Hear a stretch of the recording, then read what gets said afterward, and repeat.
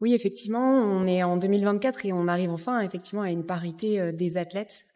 pour les JO les JOP, 2024. Malheureusement, quand on regarde un peu plus précisément, on se rend compte que au niveau des staffs, la féminisation est encore très, très loin d'être un niveau paritaire. Je pense pas me tromper en donnant un chiffre en dessous peut-être des 10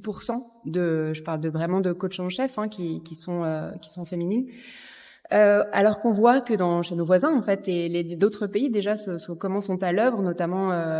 le Royaume-Uni, hein, sont à l'œuvre, mettent en place des programmes aussi d'accompagnement pour développer le leadership féminin au sein des staffs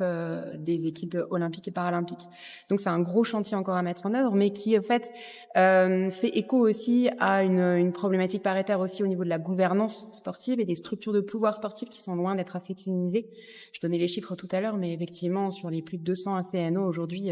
seulement une petite dizaine voient leur tête des féminines, des femmes. De la même manière pour les fédérations internationales, une très infime partie d'entre elles, deux seulement sur les plus de 30 sont des présidentes.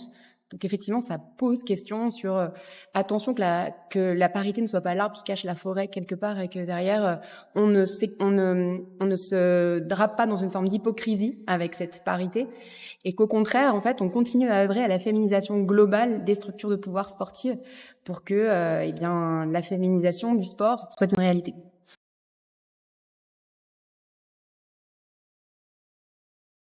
Le sport n'est pas en dehors de la société, il est un reflet, bien évidemment. Après,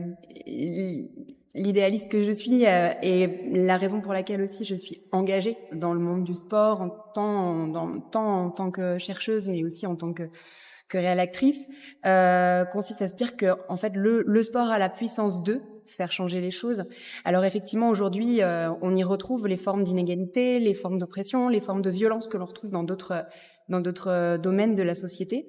Mais si l'on considère que le sport peut être et qu'on œuvre pour le faire devenir cette force transformatrice réellement, en redéfinissant ses structures, en l'envisageant davantage comme un champ en fait d'expérimentation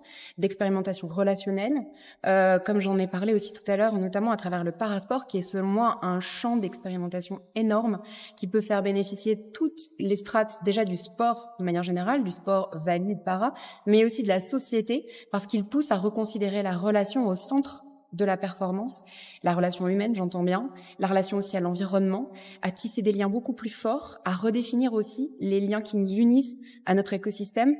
Et je pense que si on envisage le sport de cette manière-là,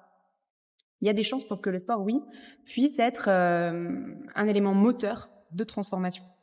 Mais cela nécessite bien évidemment de questionner nos modèles de binarité, nos modèles d'inclusion aussi, nos modèles de mixité, pour essayer d'envisager en fait, eh bien des identités qui se diluent, des identités qui se complexifient, une société aussi qui se redéfinit. Et je pense qu'il est important de construire à partir de ce qu'est la société aujourd'hui et de ne pas s'enfermer non plus dans. Quand on parle d'olympisme, il y a aussi ce risque-là, en fait, de s'arc-bouter sur une vision un peu mythologique et du coup un peu passéiste de ce que peut être le sport. Non, l'olympisme montre aussi qu'il sait évoluer avec les structures de la société. Et je pense que c'est aussi une des forces du sport contemporain et du sport de haute performance que de montrer la voie à une autre manière de performer et une autre manière de se